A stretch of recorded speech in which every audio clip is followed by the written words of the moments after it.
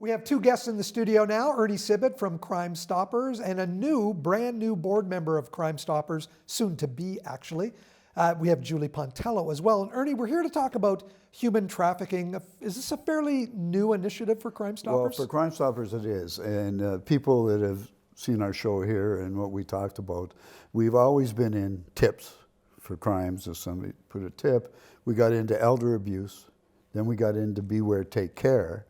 And then now with the new problems we're having with human trafficking, and people are hearing it a lot now on the things, we decided that we've got to get into that. So we applied for a grant, did the grant work, and the Niagara Regional Building a Safer Community through Public Safety Canada gave us a grant and a substantial amount of money to help us get through it. Because even when we were just talking, I mentioned that human trafficking is a $250 billion a year business. And if we can't, what kind of dent are we going to put in it in Niagara Falls? But what we can do is educate, and let the community take over. That's so important, the education factor when it comes to this. Julie, how did you get involved? You started out volunteering for the organization. Why? I have young kids, and my greatest fear is that they'll be taken. Ernie tells me you started out as a volunteer and you were spending so much time helping out that they asked you to join the board. Is that true? Yeah, I have time to spend, and I wanted to spend it doing something good. Your kids are how old? They're 4, 6, and 8. And when you hear the stories about human trafficking, why did that prompt you to get involved? It's honestly my greatest fear is to be exploited or my children to be taken away and forced into something. It's terrifying.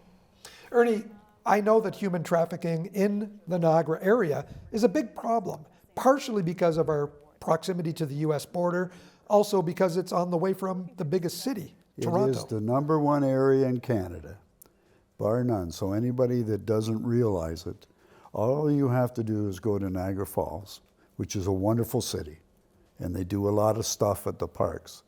And there's people there that are being trafficked, not only in business, but sexual. It's all there. We talked a little bit about different forms of human trafficking. Normally we think it's for the sex trade, but it's also, there's other forms. What are the others? Well, I think the #1 is labor force. Like all the people that come to Canada, as you can see in our area, you'll see people looking for help in the orchard, none of our young people are going to these things. So they have to bring in people from out of the country. Well, we have a seasonal workers program that's legal, but people are bypassing that, is what you're saying? Here's what's happening.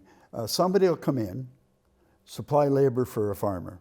A farmer needs the labor. He pays the proper rates to the guy.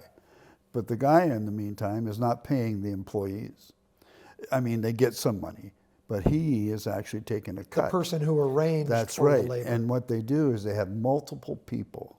There was a big case in Toronto where they had 50 people in a basement in cots, men, women, just together, one bathroom. And what they did is they took them from there to work and back. Never allowed them to do anything else. Niagara Regional Police has a human trafficking unit, and Absolutely. they made a bust. Now, they didn't bust anybody for human trafficking, but it led to a major drug bust of 8 people. They do a great job. I keep telling people, like, we're very close with the Niagara Regional Police. They're our friends. They're the ones that protect us. Like, you hear people saying bad things about them. Not me, I'll tell you. Without them, it'd be anarchy. You know what I mean? Like, so I really appreciate what they do. And we are like partners in the same battle. We do a lot with the police services. So. Julie, this education, are you going to be involved in the implementation of that education program from this grant?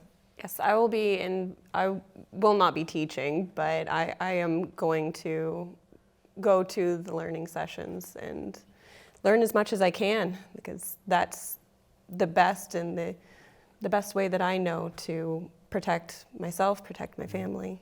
Who will be leading those sessions, Ernie? We have a committee that we put together. Richard sits on the committee with us, and Julie will be on that committee. The committee runs the whole program. And we're actually adding a person from the Niagara region to be on that committee with us, just to make sure we're going the right way, doing the right thing.